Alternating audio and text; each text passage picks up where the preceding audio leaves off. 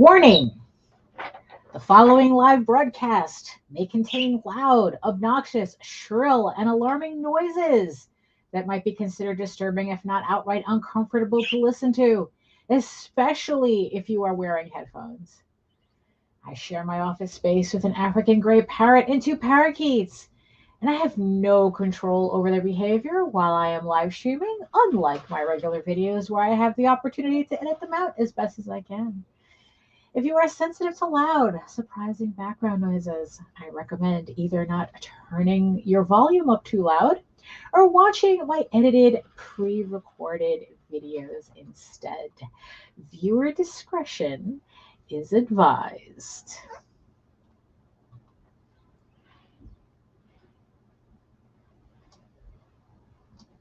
There we go. There we go. So, hello everybody. Welcome to another live stream, draw stream, whatever this is, for Wednesday. Yeah. So I guess when I was setting up the what is it? The live stream, the Streamyard backend. I realized that they were doing something new with Facebook, where Streamyard was now going to, I guess, like instead of doing a post, they're doing a something called an event. Like it creates an event instead of a post. And I'm just realizing now that, yeah, I have no post on my Facebook page. So, yeah, so give me a minute here. Of course, like I had to remember this right as I'm going live as well. So let me see here. Yeah, you know what? Screw it. I'm not going to bother with that now. It's like, you know what? At least for next time, I know that I have to do a separate post on my Facebook so that everybody knows this is going live. Because to tell you the truth, I don't know if anybody sees the events when it pops up. So, so we'll worry about that on the next stream. It's like, there's a lot to do today. So, yeah, I'll worry about that instead. So, hello, everyone. Welcome. My name is Daphne Lage, and I'm a cartoonist, illustrator, and comic book artist from New York. I have been self-publishing comics since 1992, and I am known for the furry animal fantasy adventure Tall Tales. And currently my medieval fantasy soap opera drama, EGORAVEN, Heir of the First Unicorn, which launches November 7th, 2022. Yes, I know, the body on the last campaign isn't even cold, and I'm already talking about the next campaign, but we'll talk about that in a minute. I keep forgetting I have to hit the... There we go. There we go. So we're all nice and pretty now.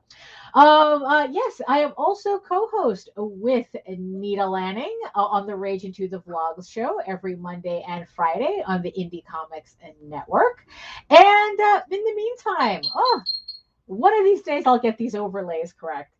In the meantime, you can read both my comics online at where? At Tall Tales, TAILS online.com and egoworks.com, EGOWRKS. And you can check out all of my videos on how I make my comics on YouTube at Daphne Lage, LAGE Art, which also simulcasts through the Rage Into network.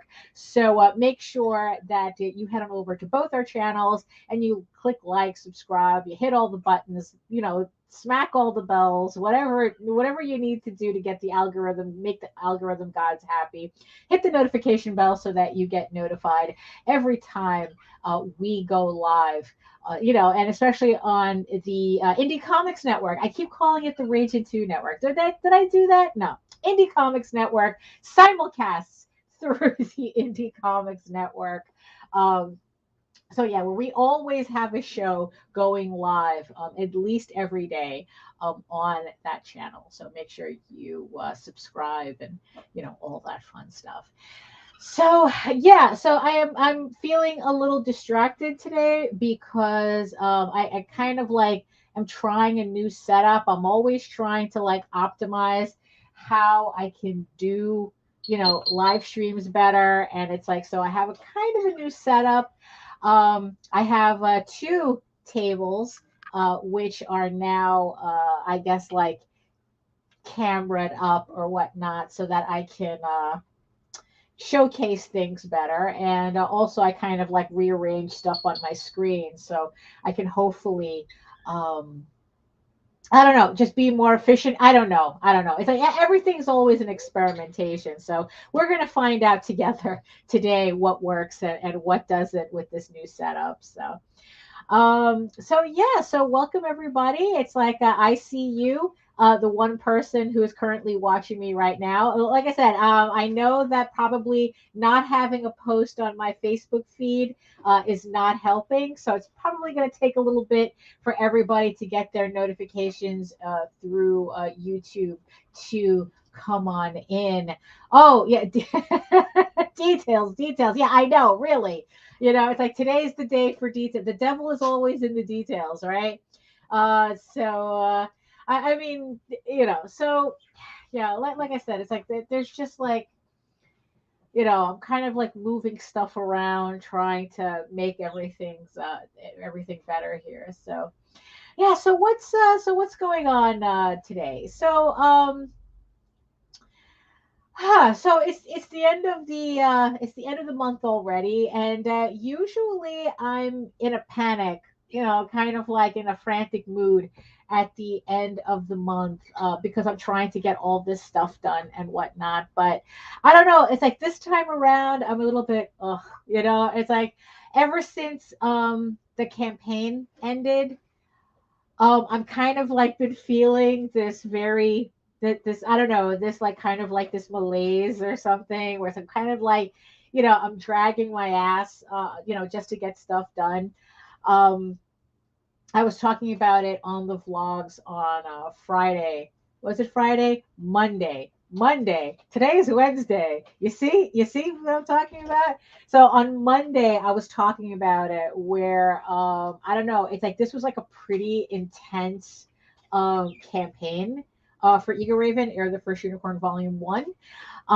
And yeah, and that thing just exhausted me. It's like the second the countdown finished on that, like hit zero, I was just like, oh my God, it was just like a deflated balloon. And it never changes. Every campaign is kind of like this, but this one in particular was pretty intense. Like I said, it was my first campaign that made almost, made it to, well, it made it to like 8-3, I think we did. I'm trying to remember off the top of my head. So it was the first of my campaign to do that. Oh, welcome, Cameron. Hello. You know, so it was my first campaign that did that much, and it's already started to put a lot of pressure on the next campaign, which, like I said, it's yeah, this body is not even cold, and I'm already, and I'm already knee deep in preparing for EGORAVEN issue 5. So yeah, so like I said, it launches November 7th, 2022. I don't want to spend too much time talking about the next campaign, although probably this is pretty much going to be the only thing I'm going to be talking about for the rest of the year anyway. So yeah, so if you want to, put a pin in that date, yeah, so November 7th, again with the overlays. Um, so yeah, but the thing is, though, I'm not going to be launching the actual pre-launch page until October 1st. I figured, just right now, I'll just mention it and whatnot, and we'll just wait until October 1st, which is in a couple of days anyway. Um, before I start getting into that cycle again. But speaking of the campaigns, so if you haven't seen my post on Facebook yet, everything for the Volume 1 trade campaign is out. So everything is at the printer. I've been spending the last couple of days, double checking, triple checking all the files, and then like slowly feeding everything to the printers, getting everything done. The stickers are out, the postcards are out, the art prints are out. I just sent the trade off today, this morning, so that's out. Yeah, and I have a couple of surprises also in the works as well that I'm proofing, which I'm hoping that everyone finds exciting once I get it. It's like I'm very excited about what I'm proofing, so I can't wait to get those in and show it to everybody. I think it's really going to make the issue 5 campaign special, and I don't know, maybe will this push it over, over the edge? It's like, will we be able to get the EGORAVEN issue 5 back, a little over 8, maybe 9, maybe? It's like, I don't know. I mean, I don't want to say, you know, I don't want to say anything more than that because I don't want to jinx anything. I mean, the gods are fickle, and like I said, it's like this body isn't even cold yet. So it's like, I'm just looking forward to getting everything back. I already got a notice that the bookmarks, the paper bookmarks at least, I'm getting tomorrow. It's like I just placed the order for that yesterday, and I'm getting already the bookmarks have shipped. So I will either be getting that tomorrow or Friday, which is pretty exciting because it's like it's when I start getting these things in that it really begins to feel real. So hopefully by mid-October, if not earlier, I'll be able to have everything, and then I could start getting everyone's rewards out. Luckily, everything is done for this campaign, even all like the sketch bookmarks and everything. So there shouldn't be any delays in getting all the rewards out. So I mean, my goal is to get everybody to get their stuff before the next campaign launches. That would be nice. So yeah, but that's the goal, just so I don't have two EGORAVEN campaigns overlapping, which is one thing that I was a little concerned about with this, with the way I scheduled these last two campaigns. Originally, on my original schedule, the end of the next campaign was supposed to be Tall Tales: The Peacekeepers, the trade that was going to end off the year, but when I was like really locking in the dates for stuff, I decided kind of like at last minute. I mean, I could have changed this at any time, but I kind of decided that I wanted to do two back-to-back EGORAVEN campaigns and end the year on issue 5.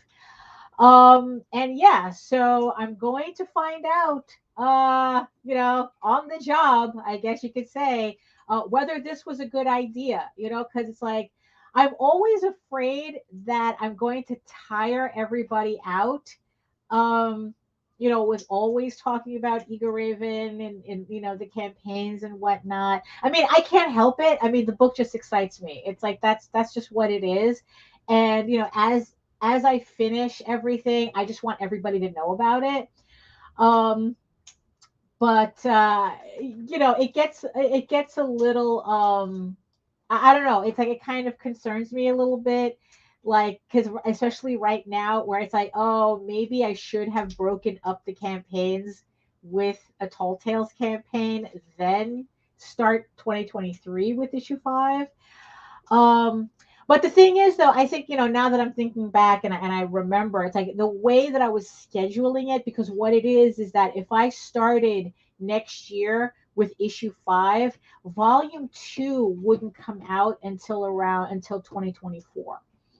And I really wanted volume 2 to come out next year. So it's like, so this year you're going to have, so this year you're going to have issue 1, volume 1. Next year you're going to have volume 2.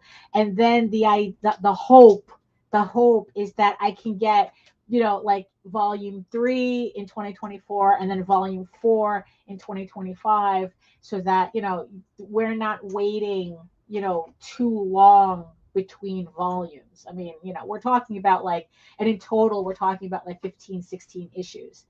So yeah, so I'm just a little concerned about that.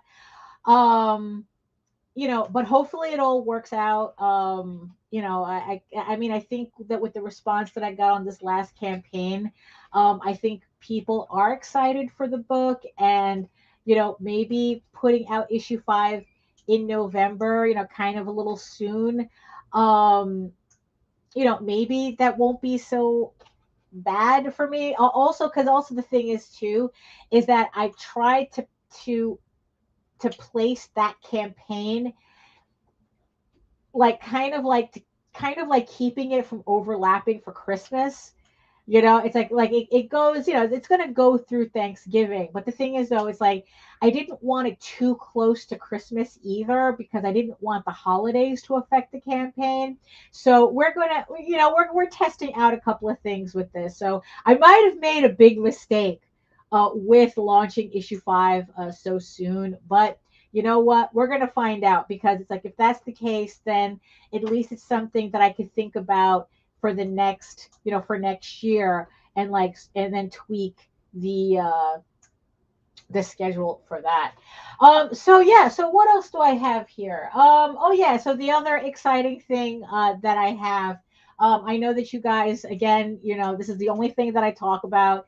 I know that I mentioned that I finished the novel that comes after the 15 issues, and I just finally printed out a first draft copy of the book.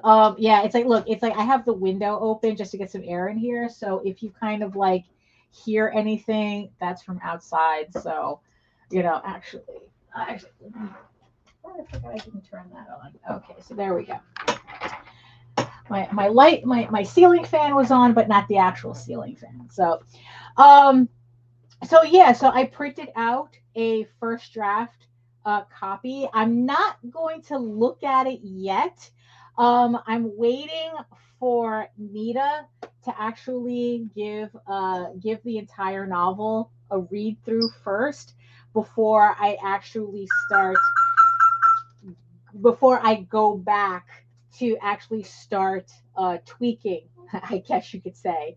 I still have a couple of people that I want to read this. So Nita's going to be the first. She's going to read, she's going to read this through. I'm going to make some changes based on her feedback, and then I'm going to pass that version on to the next person, and then see how far I'm gonna, like how much editing I have to do on this. I mean, I've already skimmed it. I mean, I have a copy of it on my phone, and I'm constantly skimming it, and I can see and I've already caught like a whole bunch of things that I could change and tweak, and like sentences could be shorter, and I could be more clear with things, and it's more technical aspects of it. So for those of you who don't know, this is the first draft of my novel, EGORAVEN, Cult of the Wolf Witch, which is the story that comes after Heir of the First Unicorn, the 15 issue comic book series. And it's going to be a novel, an illustrated novel. Although it's like I'm going to have kind of like there's one chapter in here which I've already decided I'm going to kind of do it like manga style. So it's going to be comic book pages, but because of the format, I'm going to try my hand that kind of making it look manga-ish. I don't know if I'll be successful at that, because it's a completely different type of art style and whatnot, or like different techniques, and we'll see how it goes. But let's just say one section will be a comic book. But it's going to be an illustrated novel. And yeah, this is my first draft. So I'm really excited to have this printed out already. So now all I have to do is just put this aside until Nita reports back with her initial findings for me to start making tweaks and changes to it. Although yeah, and it's like, and I really don't want to think about the artwork that goes in it right now either, because I mean, I do have the chapters that definitely each chapter is going to have its own like opening illustration or whatnot, but I just really don't want to get to that point until I at least have a second draft, you know, in the works. So it's probably going to take it's probably going to take about a year for me to finish this to finish the book completely, but I'm just really happy to see it in physical form. I don't know, it just makes it a little bit more real for me, so I'm really happy about that too. So yeah, I know it's like, yeah, it's like just a little bit, right, just a little bit. But like I said, it just gives me a chance to kind of like put it to the side and not touch it. Like even though I'm reading it on my phone, it's like I just keep things in my head. I don't. I'm not editing it. You know, I'm just like I'll wait until until I get your notes. Although I did catch two instances of me being inconsistent with descriptions.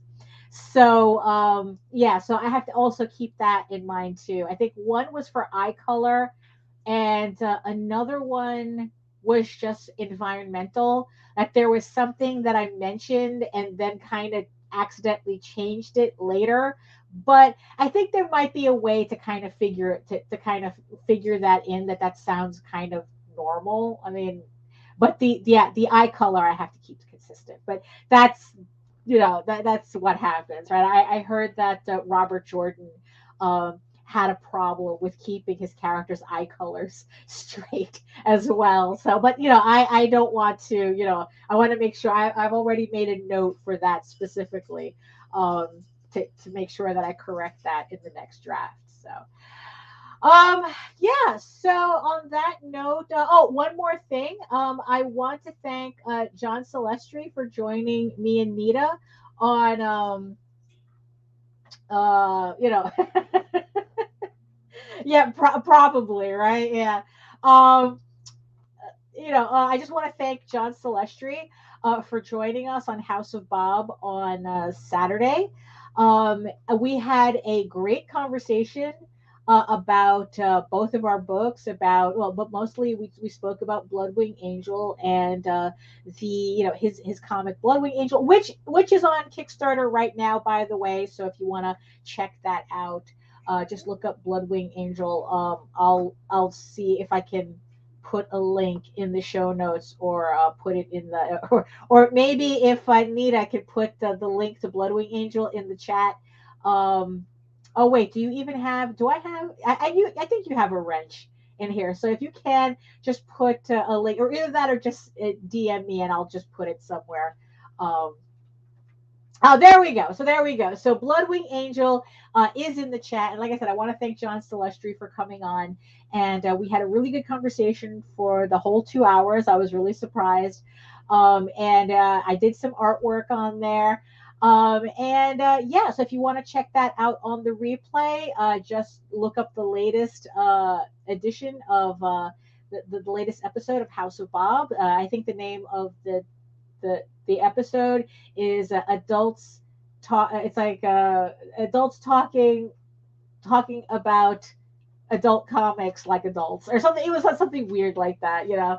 It's, you know, it was just a very interesting conversation about like the difficulties that we face in marketing books that are mature, not necessarily pornographic, but mature readers. But I'm going to have that issue later when I come out with House of Bob. You know, when I come out with the EGORAVEN Whispers to Eros, which is the porn version, which is a porn chapter of EGORAVEN, because you know what? Screw it. It's like, yeah, I mean, look, it's like that's just a part of the story too, you know, and it's going to be its own book. So, so yeah, so, and how we kind of, and the challenges that we kind of face with doing a mature audience's book, and how, you know, it's a little difficult to market it in kind of like an environment where people either, it's like, well, either they want all ages or they want all out porn, but it's like they don't know what to do with the in between. You know, it's kind of like, well, if you're not doing all out porn, then why do you have to have these scenes in this? You could just do an all ages book. And it's like, no, that's not what I want to do either. So yeah, so like I said, so check out the latest episode of House of Bob with John Celestri. We had a good time. Yes, here it. Yeah, so this is the title you're looking for: talking about erotic art like adults. There you go. Yeah, and yes, and the episode did really well at 117 views. Usually it takes a couple of months for one of those episodes to kind of reach that many people, and already it's like we hit 100 views like not even like a couple of days later. So thank you very much for everybody who's enjoying um, the episodes. I mean, even a lot of the shows, this live stream too, have been doing very well in views. Thank you so much. I know that one of my previous live streams, holy crap, something must have happened and I ended up getting like almost 300 views on it for some reason. I didn't think I was doing anything special, but something pushed that episode. It's the one where I was flatting. I was preparing pages, EGORAVEN pages, to get flatted. I think it was like 2 episodes ago. And I don't know, for some reason, that episode was everybody was watching that episode. So I just want to thank everybody for supporting the streams. Thank you so much for joining. You know, it's like I'm really glad that you're enjoying what the streams and what I'm doing and what we're doing, as you know, and what the Indie Comics Network is doing. It's like Nita works really hard at trying to like get the algorithm to pay attention to us, and it's like I'm really happy that that's panning out. That's panning out. So okay, so we're just about hitting the half-hour mark.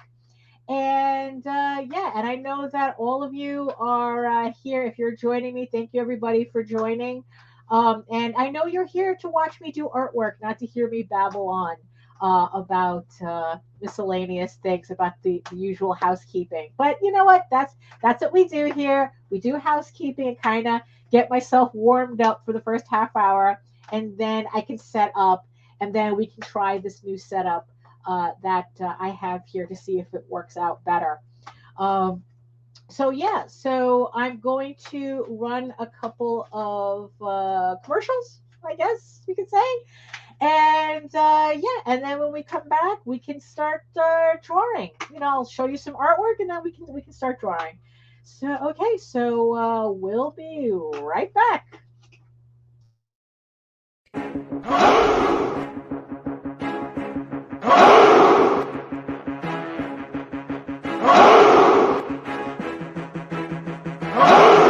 We are the only show for independents all around, giving you a platform to spread your word all over town. Cast the Craze is the place to promote to your fans with Dreamer, Medina, and Sam the Crazy Man. Subscribe to our show and never miss an episode. It's time to get your mans, listen to us on the go. Updated every week, we never miss a day. Join the squad, come on in. It's time to catch the craze. If you are an independent, catch the craze. Making moves on your own, catch the craze. On your grind in the streets, catch the craze. Join the movement, catch the craze.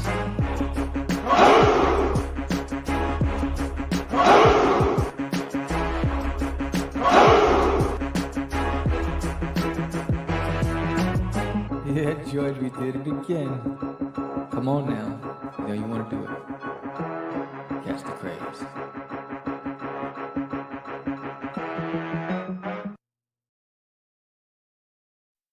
Hi everyone, Daphne Lage here. Join Nita Lanning and me on the Ragin' to the Vlogs show, where we talk about everything, nothing, and all the bits in between. Looking for hour-long conversations about indie comics, social media marketing, and crowdfunding, with the occasional rant and story time? Head on over to the Ragin' 2 channel on YouTube, Mondays through Fridays at 11 a.m. Eastern to join in the chat. Hit the button.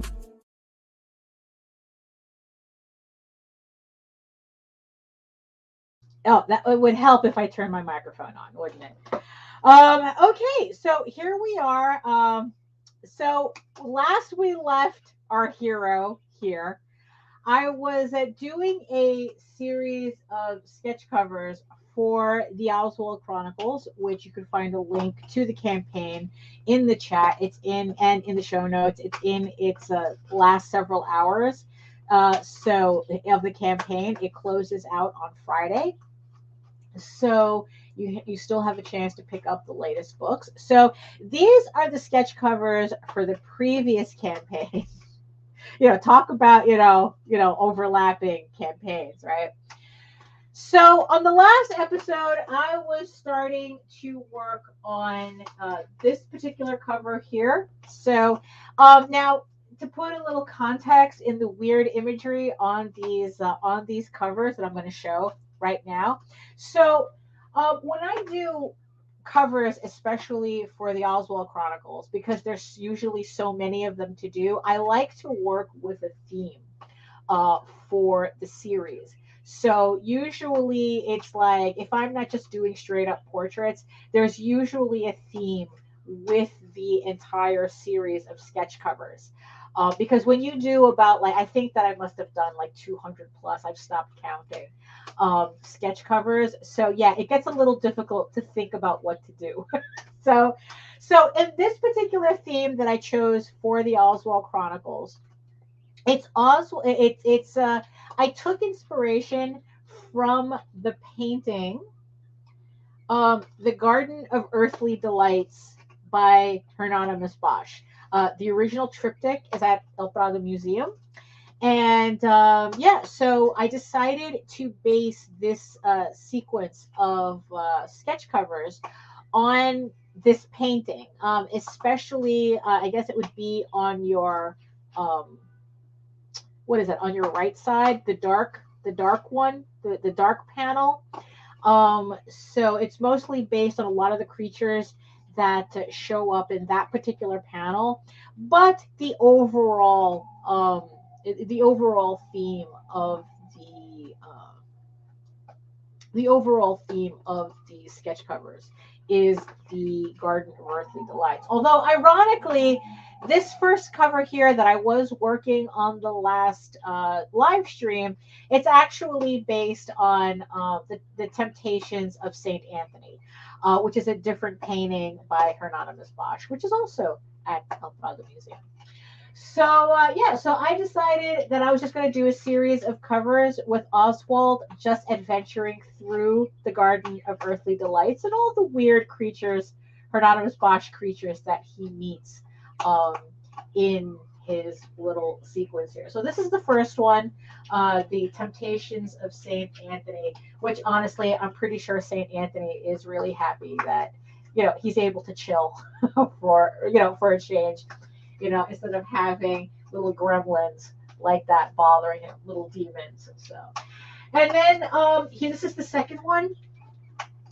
This is the second cover that that's part of the series. So here we have Oswald with that little lizard. You see, that's the thing. It's like Hieronymus Bosch. That any references to these paintings, everything. It's like all these creatures or whatnot. They're just referenced as demons.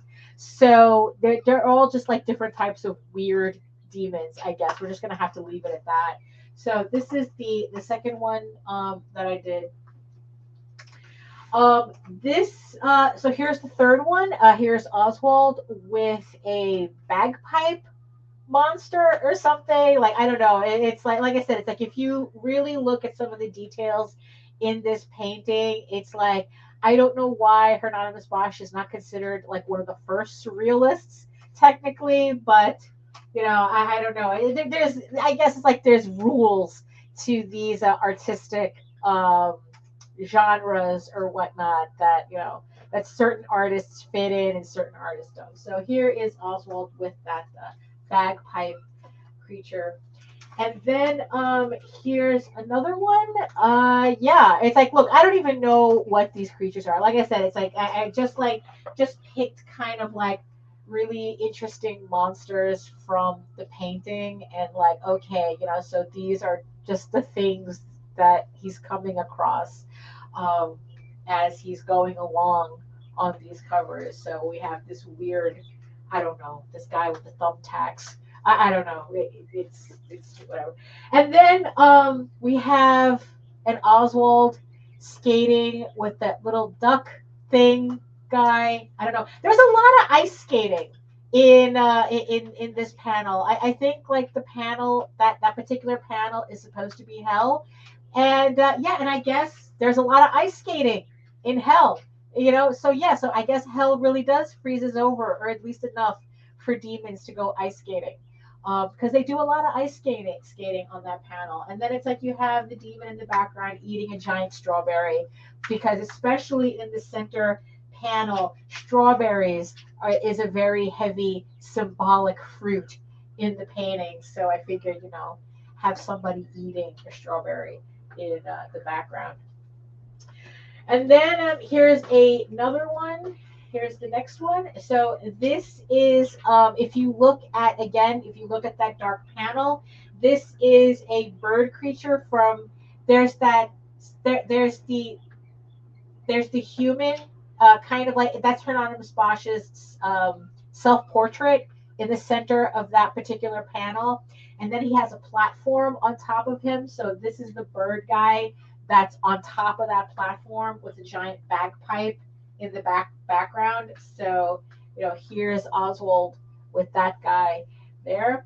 And then this was the last one that I did so far. I have one more to go, which is what we're going to be working on. So here is Oswald hanging out with an assorted variety of these gremlins from the painting. So yeah, so this is the last one. So all of these covers are going to be colored. So so actually, I don't know. It's like I think this one, between this one, I think, and the St. Anthony one, I think those two are my favorites out of the group so far. So yeah, so these are the covers that I started to do last week, from the last that I started on the last live stream. So yeah, so eventually, no, it's like, so when I'm done with the last one here, I'm going to be coloring these, and then I can finally send these guys off to their brand new homes. Because like I said, it's like after this campaign, I've just been really dragging. I mean, it's, you know, because it's like when October 1st hits, I want to really start getting inking on EGORAVEN issue 7. And then get that to the flatters, because like, you know, I want to get that done by October, so that in December I can hopefully start inking issue 8, you know, and have that process going. So I guess it's like, this is kind of like the calm before the storm. So like I said, I have a new setup here. What it is that I have, you know, I have this beautiful chair that that works really, really well. Except the problem is that it's too low for this drawing table that this desk that this setup is on.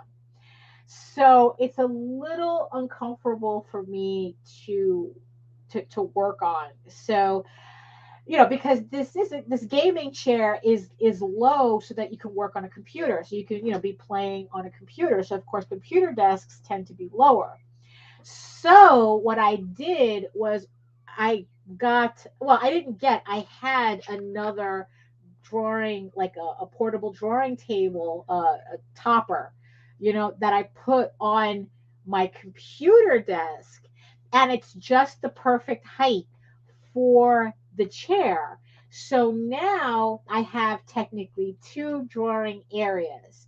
So what I do is that I put all the work that I have to work on, I put it on this desk right here where you can see. So it's like I have everything out that I need to work on, so I could just grab it, or whatnot. And then I bring it over to the other table where I actually work on. So what I'm going to do is I'm going to show you that's how that works. So here we are on my other table right now. So I'm going to be scooting my chair over and scooting my camera over. So, which is actually, a pretty, I'm very actually, so far I'm pretty happy with this setup, because now my desk is my drawing area is at the right height with the chair, so it's not uncomfortable for me. I don't feel like I'm kind of having to stretch up even with the booster pillow that I have on the chair. And yeah, so, and also all I have to do is just move the camera over like I did, and I can still see the screen. So I can still hopefully keep track of everybody's comments. When before, if I had to work on that other table, not only did I have, was it kind of awkward because I had to stretch up a bit, I had to do everything off of a laptop. I had to switch everything to a laptop so that I could still see the screen and read everybody's comments as I was working. So this way I don't have to have that other laptop on. So it's already making me think how to kind of like fix everything up, so maybe I don't need that laptop there anymore and probably use that for something else, and move it off the table and actually move some stuff around. But that's for another time for me to worry about. All I know is that right now I'm actually kind of happy with this setup. So here we are on the drawing table, and like I said, I have one more one more Oswald cover that I have to work on, and depending on how long it takes for me to do this cover, I might actually go ahead and do an ink in another comic book page. But let's get this cover finished first and then see how the timing works.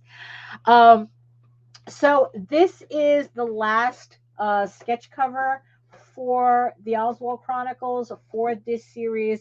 So it is Oswald riding one of these monster things, and he's kind of playing a harp or something. It's based on, so instead of like drawing the full creature, so Oswald is kind of taking the place of that creature as he rides another creature. I don't know. Like I said, it's Hieronymus Bosch. Who knows what he was thinking. So this is going to be the last cover for this series. And yeah, so what I'm going to do is I am going to go ahead and get the music started. So as always, if the music is a little too loud, just, if it sounds like because, I can adjust it in my headset so I don't feel like I'm yelling over it, but I'm not sure how you guys are hearing it. So if the music sounds too loud that you can't hear me, just comment, just leave a comment and I'll adjust the audio. But I'm pretty sure that this is okay because it was the same setting that I used on last week's shows. So it should be okay. But like I said, if it sounds a little too loud, just go ahead and leave a comment.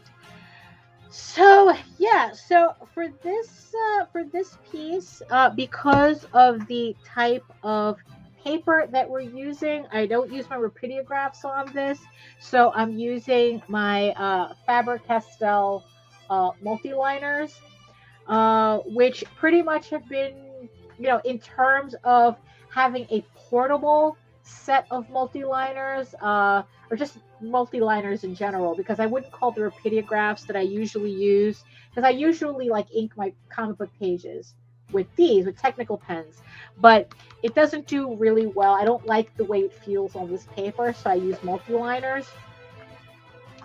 And so far, Faber-Castell have been the Pitt pens, P-I-T-T. They have been the best ones that I have been using for a while.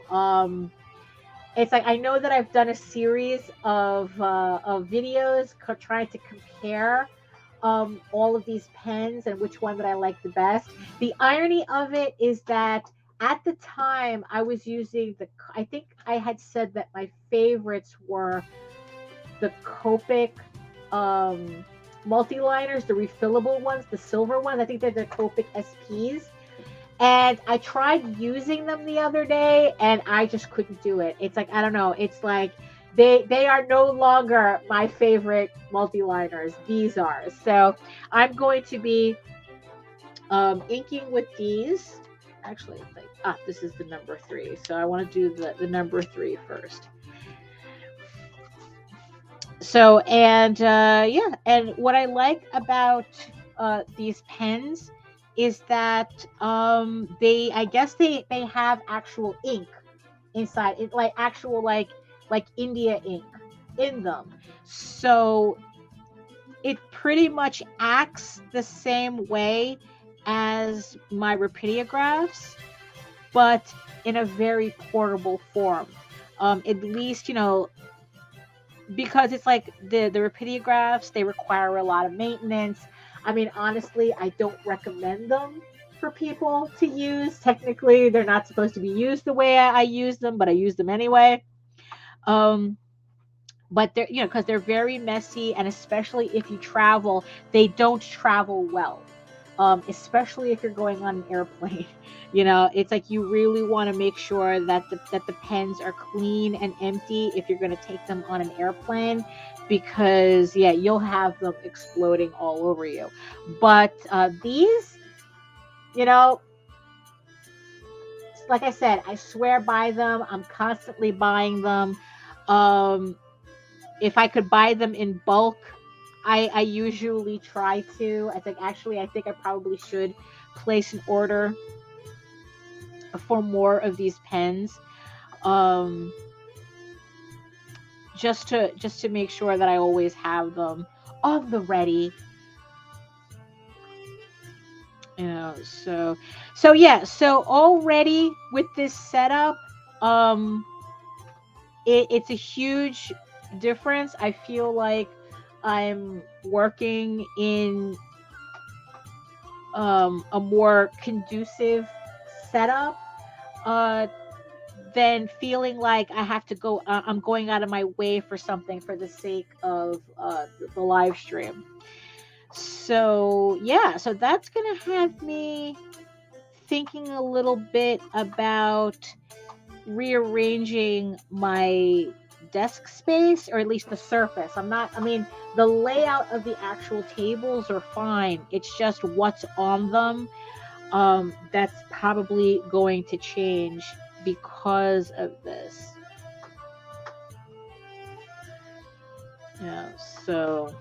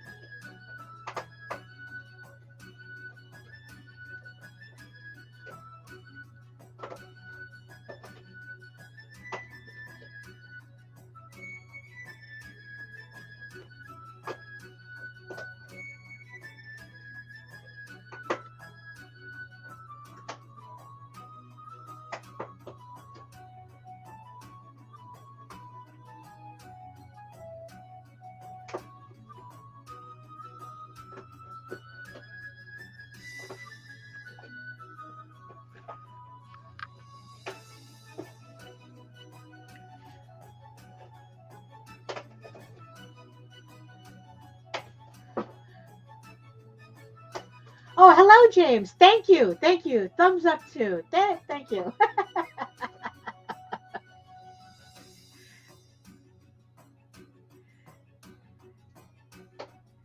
The algorithm loves your thumbs.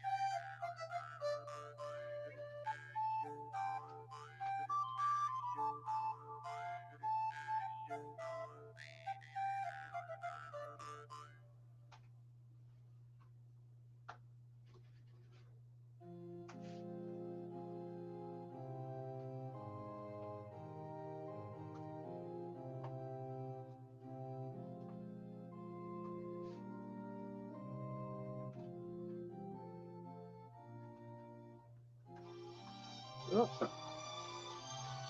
that's my timer.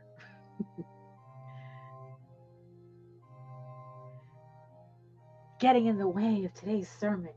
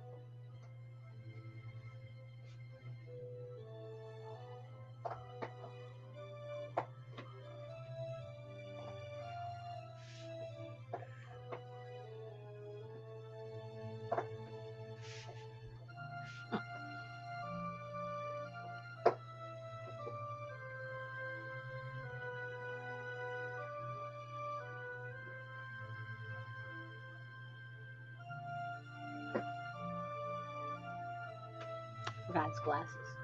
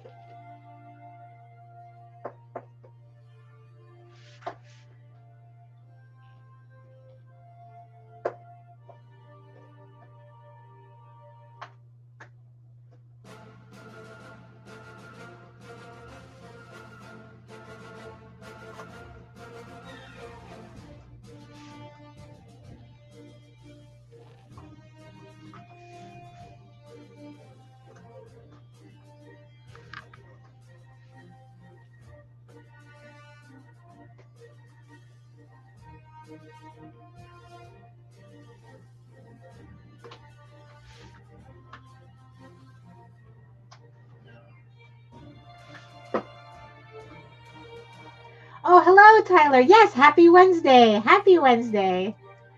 Yes. Still can't believe it's the end of the month already, though. I mean, it's like this month just like flew by. You know, like I was saying earlier, I mean, usually at this point, I'm panicking, trying to get my to-do list ready for the next, for the upcoming month. But I don't know. It's like having a having a campaign end, you know, the way it did was just like very draining. And it's like, okay, you know what? Um, let me just worry about just getting the stuff that I have on the table done already. And it's like I'm not going to worry about a to-do list just yet. I mean, pretty much all my stuff on the to-do list that isn't really changing. So as long as I'm just, keeping consistent, hammering through it, I mean, I don't really need to update anything. So, which I guess it's a good thing that I'm not worried about whether I'm going to be able to get all my stuff done.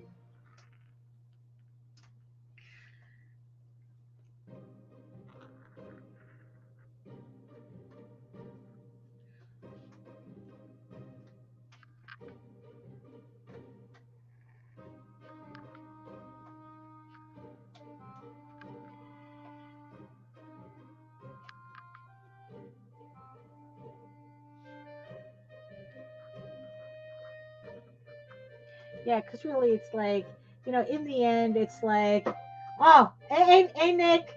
Yeah, oh, me too. Me too. Let's see. Do I meet deadlines for your? Well, I mean, it depends on if it usually. I mean, kind of usually I do. Considering that most of my deadlines are self-imposed. I mean, if I'm doing like commissions for people and I tell them that I'm going to have it by a certain date, I'm usually good at honoring that. I know that I have one commission that I promised the person that I would start having sketches for them the first week of October. So that's something that I have to, get out as well. But for the self-imposed stuff, most of the time, I mean, especially lately, I've been pretty good at completing things when I'm supposed to. Although, in relation to these sketch covers, not really. I'm actually very behind on these sketch covers. Usually, sketch covers, I take a weekend to do it. At week most. But I don't know. Like this set, it has been like I think like what is it like? Yeah, like this campaign ended I think like 2 weeks ago, and I'm still working on them. It's like actually no, this campaign is from last month. It's like I'm thinking no, my campaign ended. It's like and even then it wasn't like it felt like I don't know. You see my dates, my time. I have no sense of time now. Like this campaign ended like a couple of weeks ago, and usually I have these done very quickly. Like the campaign is long sent out. It's just 4 people that I'm waiting for. Actually, no, it's been about like more than 3 weeks, because it's like Yeah, no. Yeah, this I would. Yeah, this actually no. Oh my goodness, it's been probably like about a month. About a month, I think, almost. So yes, I'm very late with these covers. I don't know. It's like I just between um my campaign, running, and then it's like we took a week off to go on vacation and whatnot. It just was just like, I don't know. I just couldn't get my groove on these guys. But at least I'm ink. This is the last of the covers that I'm inking in, so at least that part is done, and then I just have to color them. So hopefully that won't take. Hopefully that'll just take one more week, and then I could finally ship these out.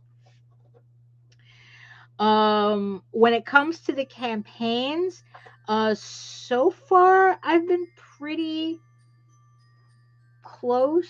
I've been pretty good at making sure everything is completed when a campaign starts, if that thing is for the campaign. um Although there was that short story, that the Oswald EGORAVEN crossover, that I couldn't get done before the campaign, so I took a huge chance and was working on it during the campaign, and I just was able to finish it, I think, like a week after the campaign ended. So it was just like, yeah, I usually much prefer to have everything done in advance, so that I don't have to worry about it, because I don't like making people wait for their campaign stuff, the rewards and whatnot. So, um,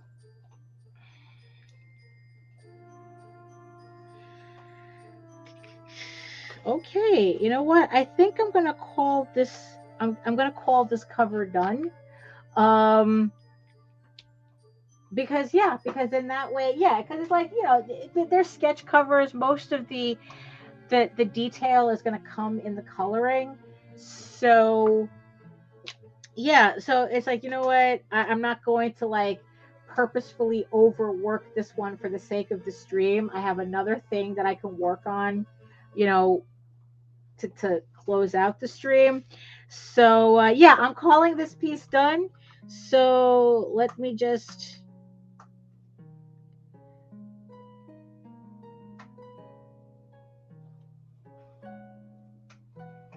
there we go. So finally I have all of my covers for the Oswald Chronicles inked out. So now it's just for me to start coloring them, but not on the show, not today. So usually I like to let them sit for a couple of days so that the ink really dries. Um, but yeah, so here we go. So I can show everything off again. So these are the sketch covers that I've been working on since last week. So here's the one that I just finished. All right, so I'm going to put that, let's put them back on the shelf here. So here's the one that I was working on last. Yes, no colors for you. Not on this. Not today. Not today. Hey, Michael. Hey. You know. And yeah, so we got that one. And then there's this one that I finished this week. Putting that away. And then this one should be an easy one to color. Obviously, not a lot of detail in that. Then there's this dude here with the thumbtacks in his ears. I don't know what that's about. Here's the skater guy.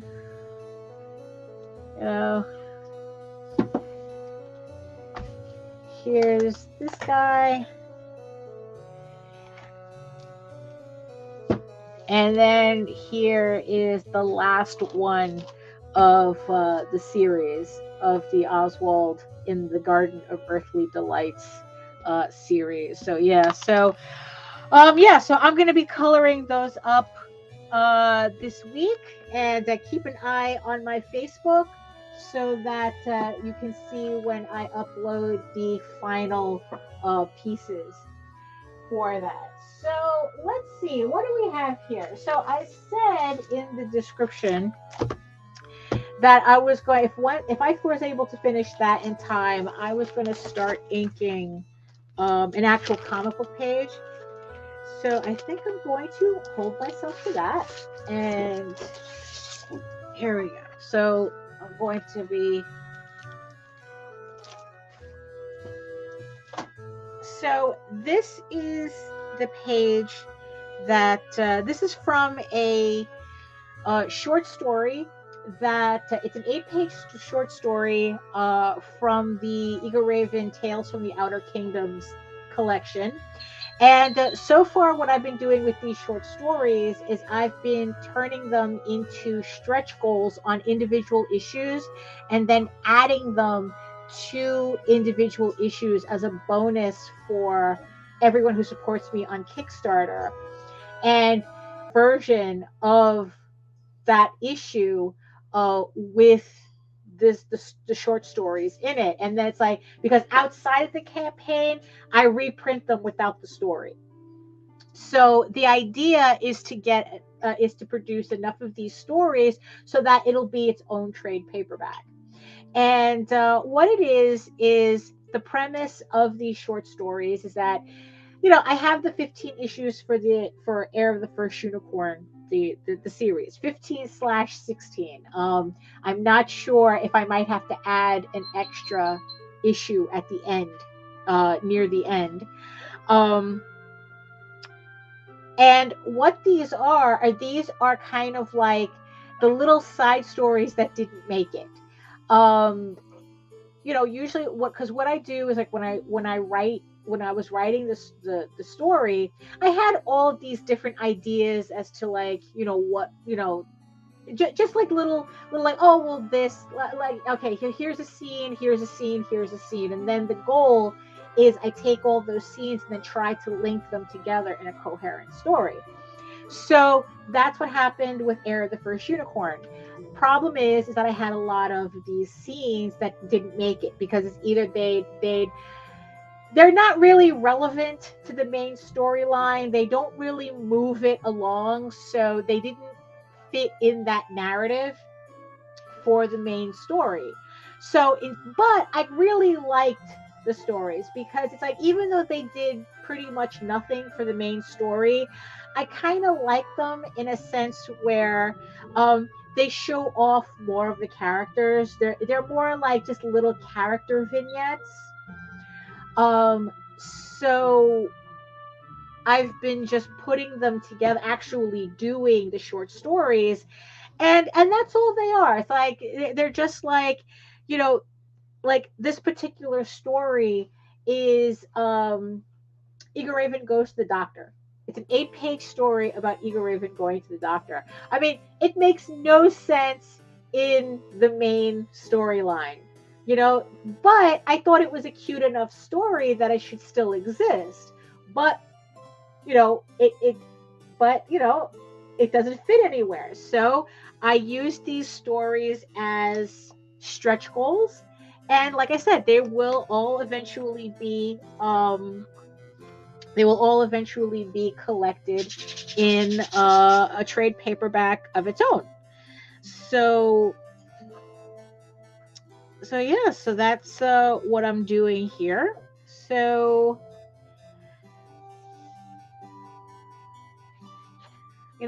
and also the thing is though, oh, thank you. I like talking about my process. That's for sure. But yeah, it's like I was on Catch the Craze show the other day, and we actually talk a lot about my process, like how I think up these stories and whatnot, and that's pretty much how I go. I think of the cool scenes, right? Because it's like, even though it's a comic book, I kind of imagine the story like moving like an anime. I can see it in my head. So, and like with any anime, everybody has the cool scenes, right? So that's kind of where I started. Okay, what are the cool scenes? And then, of course, like I said, the idea is that how do I link these together, and not everything makes it. And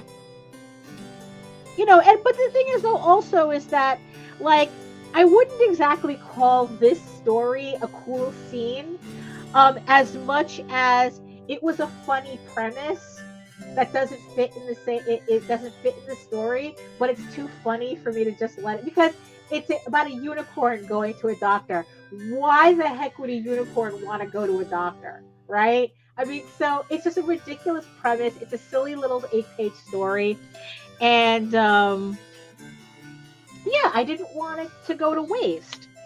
So just another reason to make sure that you sign up for my mailing list. All the links are in the show notes, so that you don't miss any of my campaigns. So when I do produce the special issues with these short stories in it, you don't miss anything. Because it's like this is a collection that I really do think. I mean, I guess it's like if I have 128 pages, I could technically just print it at any time. The stories are not very I guess time sensitive, and they're not necessarily spoilers either.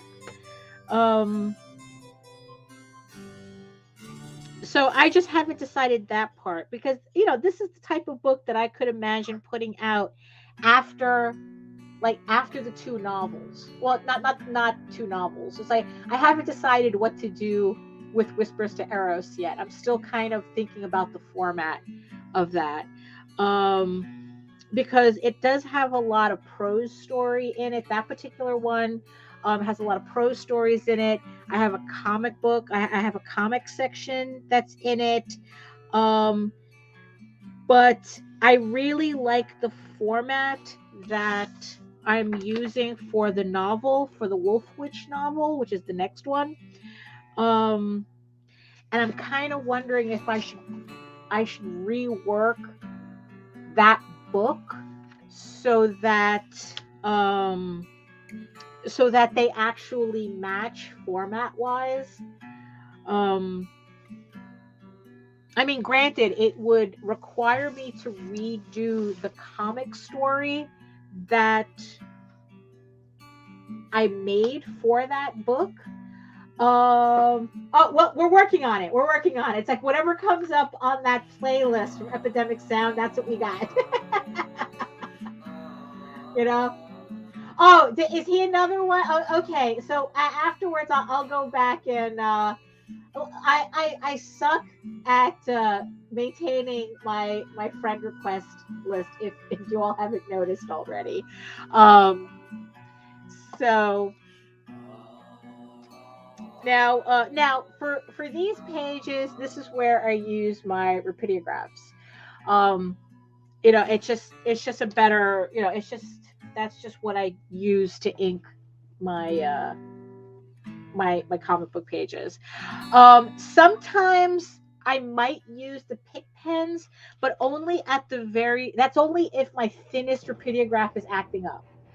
So my thinnest RapidOGraph has a tendency to clog a lot, and sometimes I only find out when I'm about to use it. So and then if I need it, then I'll just go in and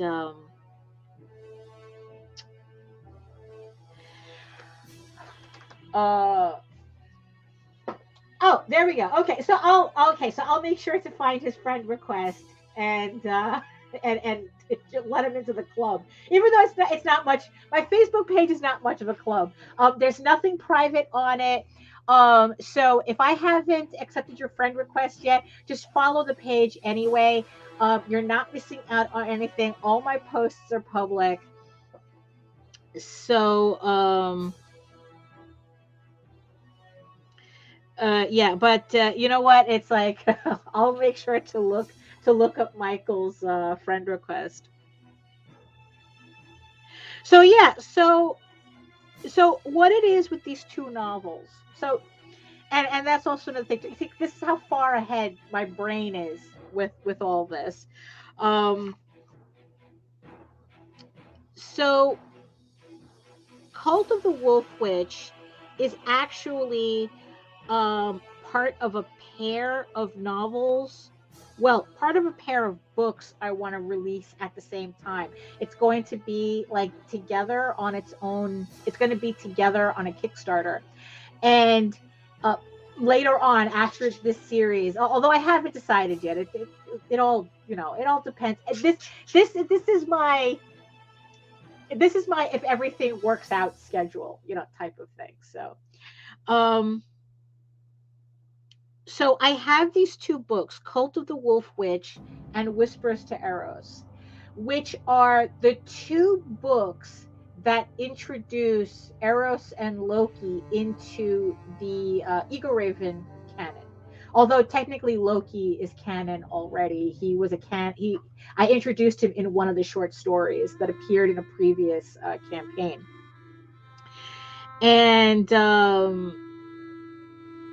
and he's especially canon if you follow me on Facebook, both him and Eros. But these two books introduce the two gods, and I wanted to release them at the same time because of that, to kind of like fit a theme. You know, like it's called the Divine Duology that I wanted to do the two books. Um, I just have to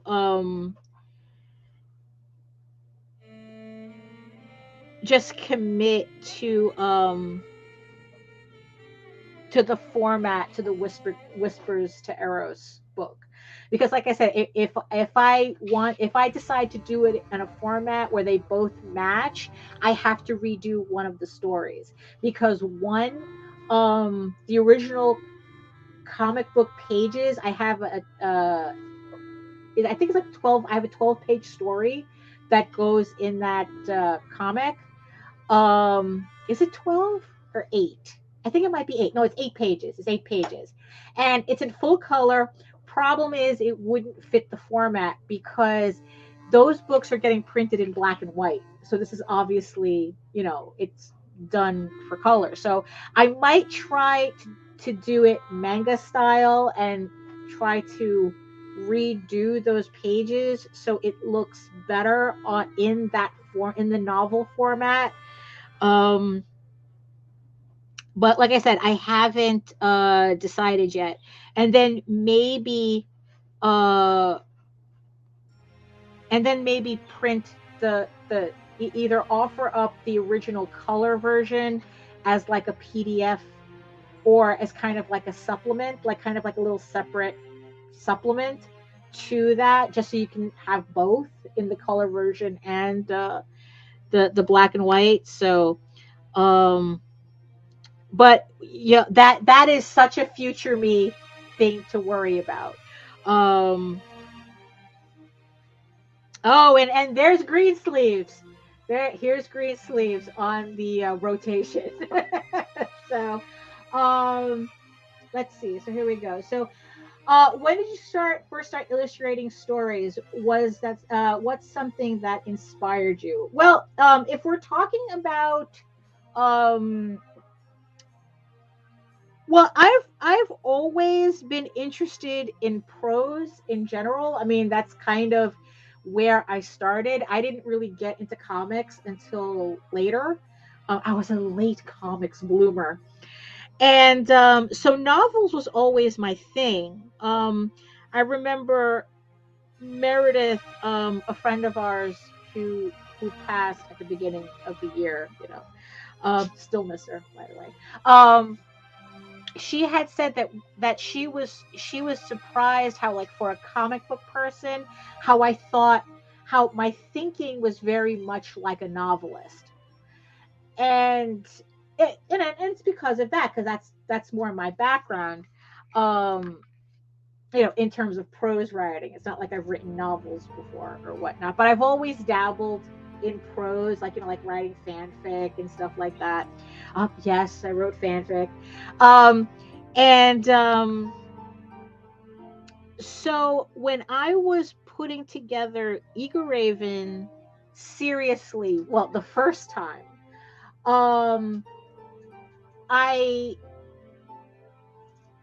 this idea for doing an illustrated prose story technically came first. While I was kind of percolating the comic book version, portion of the story, I came up with the idea of doing this prequel, which happens 20 years before the main comic book series. But I didn't want to do it as a comic. So I got the idea of, let's do it as an illustrated prose story. And it's this book right here. What am I doing? I can just show it to you right here. So this is actually my first illustrated prose short story, So, like I said, this is a prequel to the main series. I can't really say if there was anything in particular, anything specific that inspired me to do this story and to do the format the way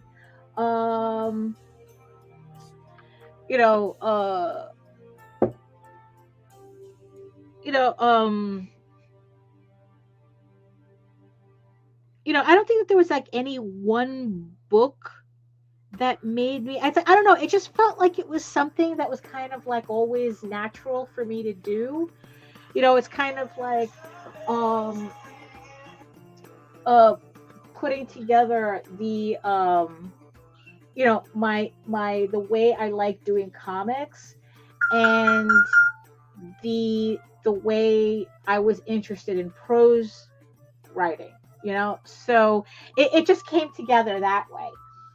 And but for the longest time, comics was my main thing that I worked on. Only recently did I decide that I was going to go back to doing illustrated prose, but I think it was because of a more practical, it just was more practical for me because of the way my stories were unfolding. So, I have the 15/16 issues. And and what happened was that, the story, there's a lot more story that comes after that. And there, and it's like, I really wanted to tell these stories. But the problem was, and like for the longest time, I was really angsting about it, because if I do these stories as comics, I'm never going to finish them. It's like, I kind of hate to put it this way, but I have more years behind me than I do in front of me. Let's just put it kindly like that. So I didn't want to end up having to draw out another saga. I'm already in the middle of a saga with Tall Tales, and I didn't want to end up in the middle of another one that I might not finish. So what I realized is, like, after a lot of talking with people and whatnot, because it's like I was a little concerned that it's like, oh, if I did these as prose, would people who collected my comics be interested? And it just got to a point where I said, you know what? I can't worry about an audience. I can't worry about that. I have a story to tell, and in the end, that's the most important thing to me. And in the end, I can't worry about whether there's going to be an audience there for it or not. I mean, I'll try to cultivate one as best as I can, but in the end, it's like, again, audience of one. And then if other people like it, that's that's all frosting, you know.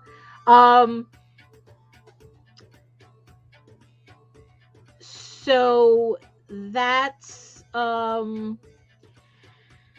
so yeah, so I in the end it's like I committed for the novel that it was going to be an illustrated novel, and I have the novel done. The first draft is finished. Um yeah, thank you. Yeah.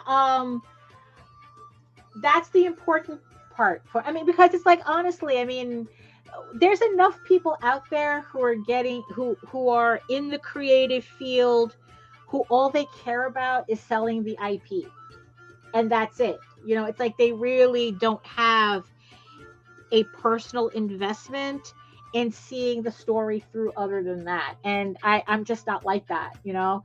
So and I do have to admit it is freeing, you know, if I don't have to worry about selling my book. But then again, also, you know, I'm in a situation where I'm actually privileged enough to be able to think about my creative output like that. So, you know, I don't want to give anybody, you know, I don't want to mislead anybody that's like, oh, this is what you should be doing. It's like, no, I set up my situation in a very particular way, or my situation is set up in a very particular way that I can do that. So I don't have to worry about selling. I could just tell the story. And honestly, I can't imagine myself doing this any other way.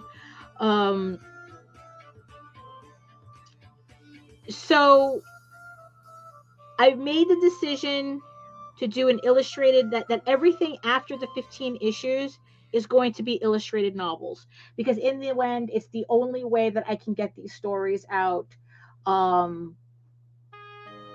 still be able to do them. Let's just put it that way. I mean, it's kind of a little morbid to think about it, but yeah. So that's kind of where I'm at. So it's, you know, it's going to be a couple of years to finish EGORAVEN. I'm on the schedule. I'm on the docket for 2025 to finish the 15/16 issues. I already have the first draft of the other of the Cult of the Wolf Witch novel. I can pretty much start putting together Whispers to Eros at any time. I have, you know, a bulk of the book already. It's just physically putting it together, and putting in the narrative pieces that ties in all the short stories in the book.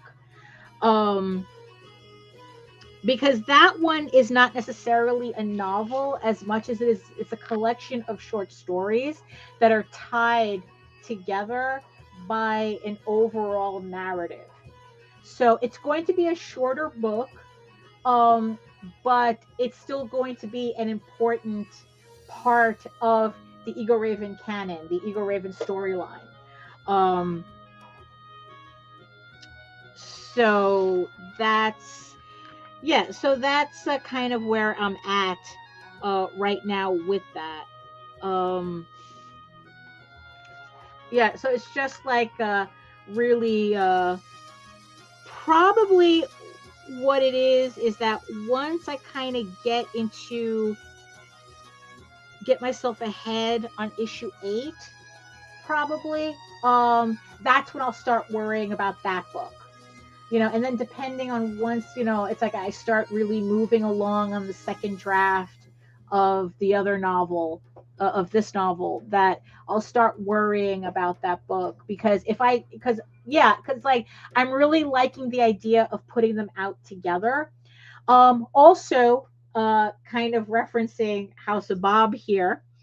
You know, Whispers to Eros is going to be an adult book. That's going to be the adult book. It's going to be pretty much EGORAVEN porn in that book.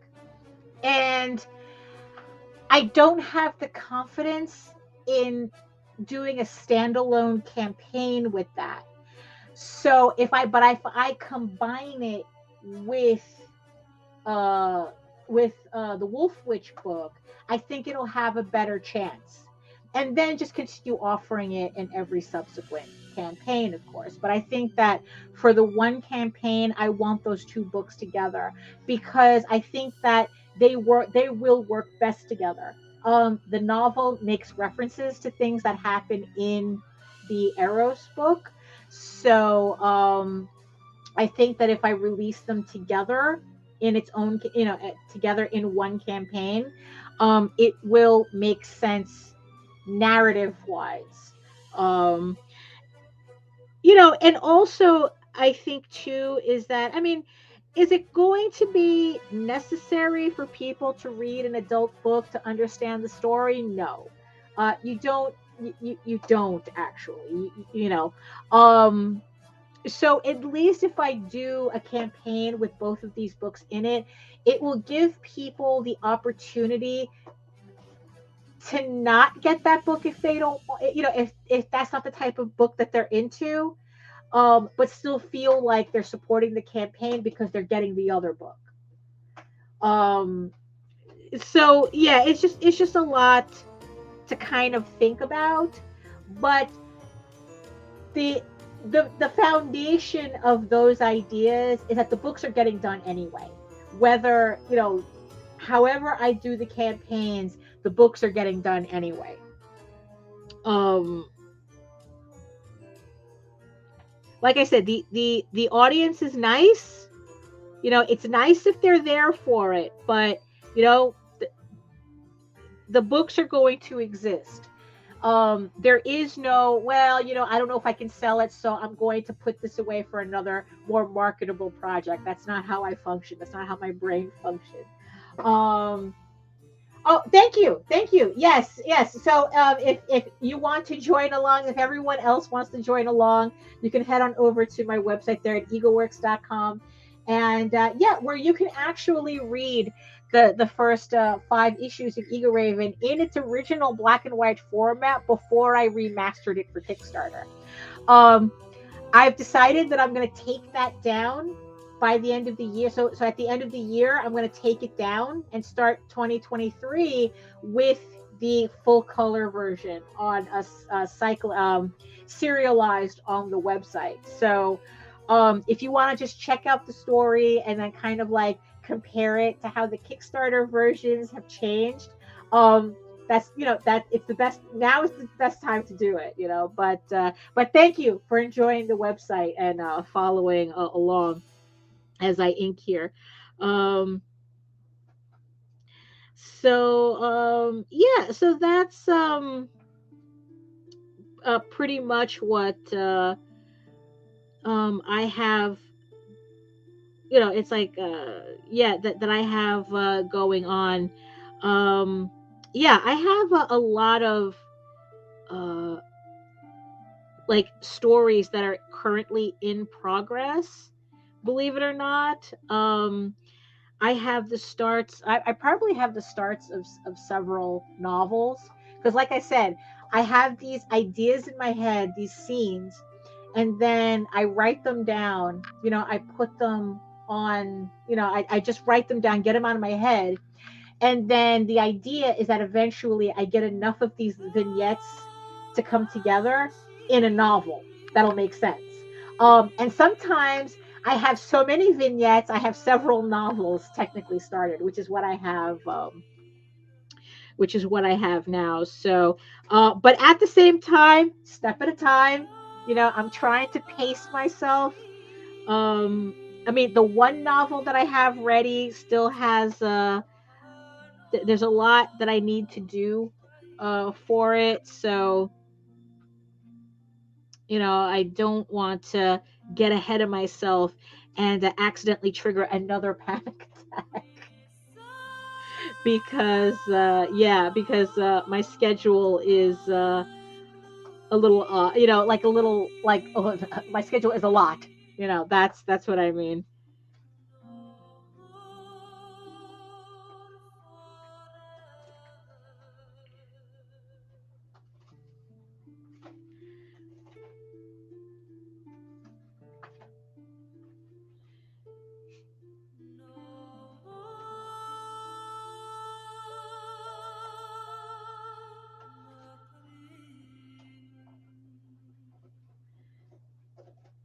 So yeah, so oh look at that. We're almost at the top of the second hour, so I'm just going to, just continue inking here.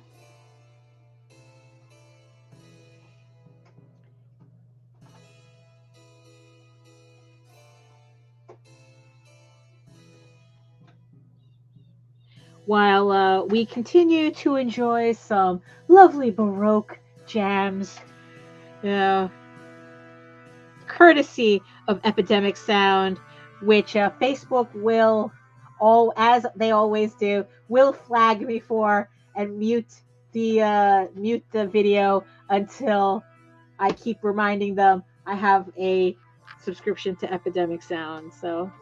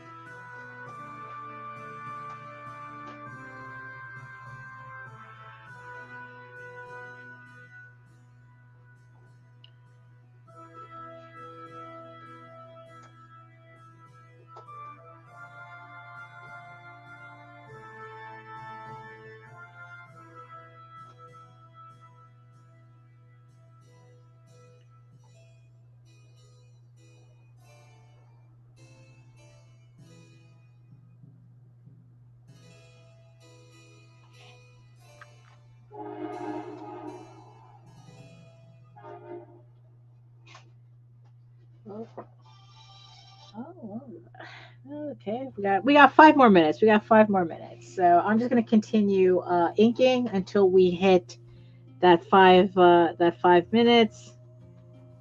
My 6 o'clock warning, because yeah, I think, yeah, I'm not sure. I didn't get confirmation, but I'm pretty sure I'm going to be on another live stream later. Rob Multari is launching. Well, he launched Snowpaw, his Nightwolf spin-off book, the second issue, and he launched it today on Kickstarter. So look up Snowpaw by Rob Multari on Kickstarter, and I'm pretty sure we're supposed to be on his live stream tonight to talk about it. So yeah, so I, as much as I could continue just inking on camera, um, which I'll probably do, later. Anyway, oh, there we go. So check it out. Link is in the show notes. Oh, and in the chat. Nita just put it in the chat as well. So,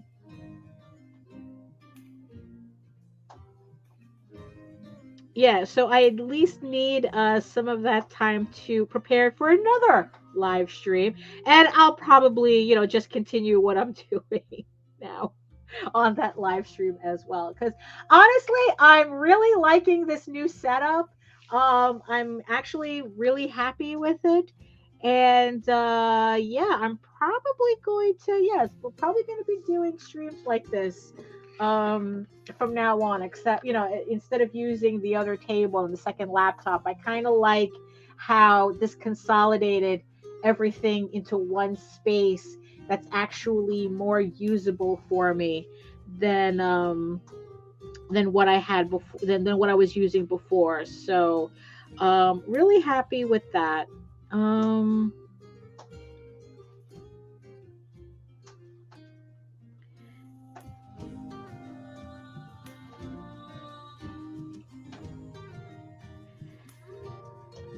So yeah, so let me just continue just inking.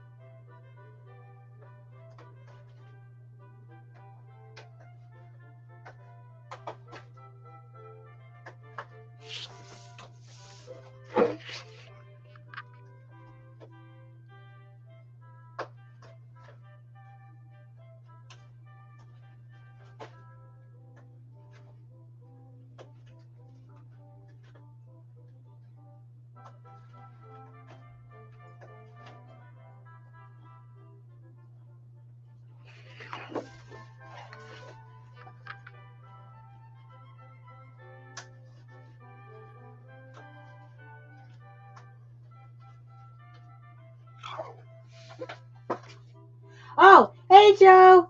Yeah, welcome. Yeah, I know. I'm just finishing this up, and then it's like I'm going to be ending the stream in a couple of minutes. But glad you could always make it. I know, work is always, keeping you from doing fun stuff, like hanging out over here. But I'm glad you can make it. You at least made it for the last couple of minutes.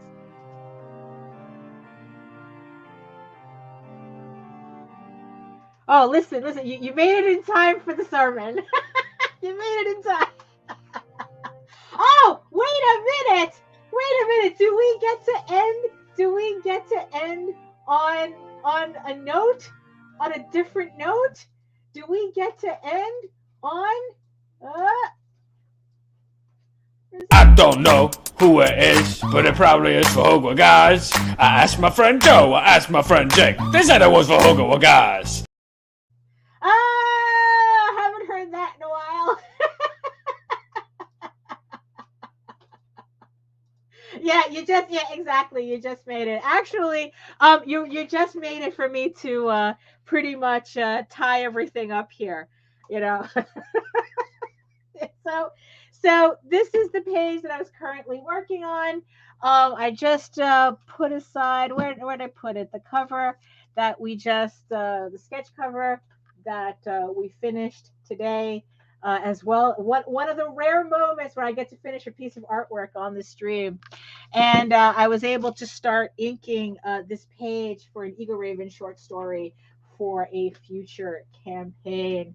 So yay! So yes, thank you, Jake and Joe, for showing up and allowing me the opportunity to play that always evergreen clip. So let's see. So here we are at the top of the second hour. So there you have it.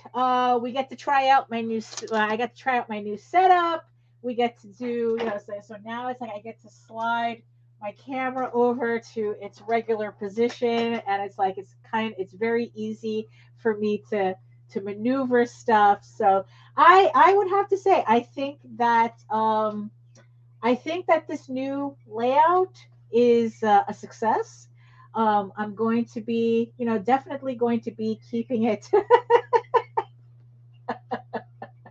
Yeah, I'm definitely going to keep it for sure, until, of course, other changes happen. But there we go. There. So let's go push my microphone out of the way.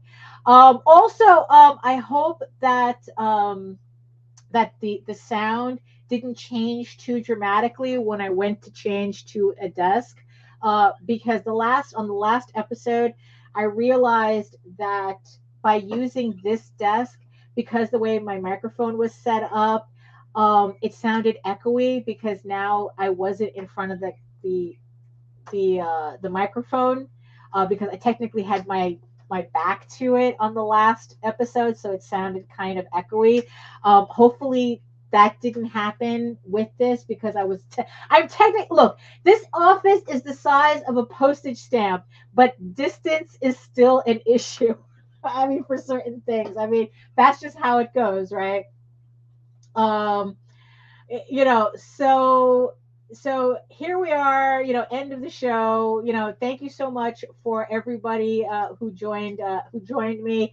Thank you everybody in the chat, Jake, Joe, Nita, Nicholas, all, everybody. Look, I saw you all. Thank you so much for joining me today. I also see you, 5 people watching me right now from regions beyond. Thank you so much for joining me, even if you didn't last the 2 hours. If you just made it in the last hour or whatnot, that's fine. It's like, as long as we're having fun together, that's cool. So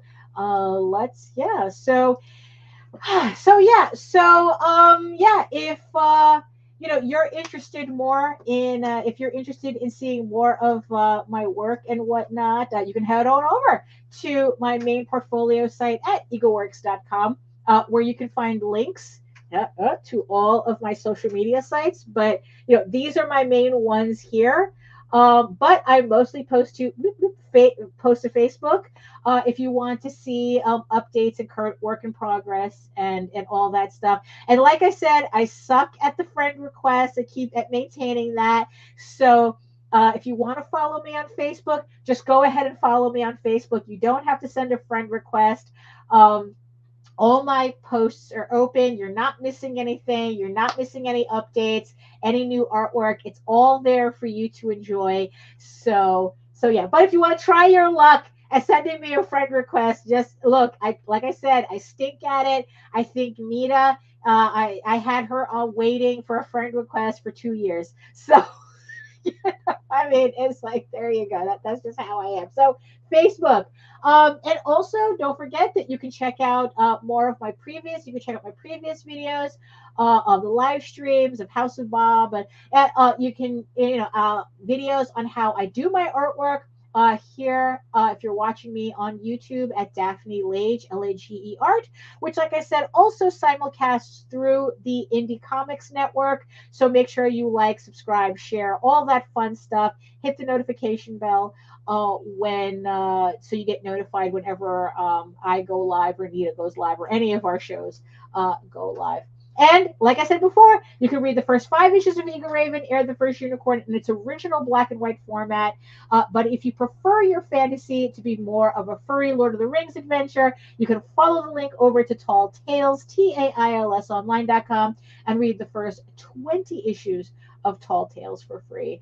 And don't forget to sign up for my monthly newsletter. Here we go. But sometimes it's more than once a month, though, just to give you a heads up. But you get free PDFs, free comic PDFs to try out, just for signing up and keeping updated with all of my campaigns and all of my projects. Because like I said, there's a ton of stuff, coming up, and I don't want anybody to miss anything. So again, thank you so much for joining me. So I'm tired, so I'm going to, go nosh on something, get ready for Rob's live stream if it turns out that we actually are getting invites to that. So you can join. Go to Rob Multari's Nightwolf Facebook page. I'm sure that there will be a link to that live stream on his page as well. So. So if you haven't had enough of me, yet, you can certainly get enough of me on at 8:00 on the Nightwolf on the Snowpaw launch party. So again, thank you everybody for joining me, and I'll see everybody later. Thank you so much. You really want to know my process? Absolutely. Usually starts with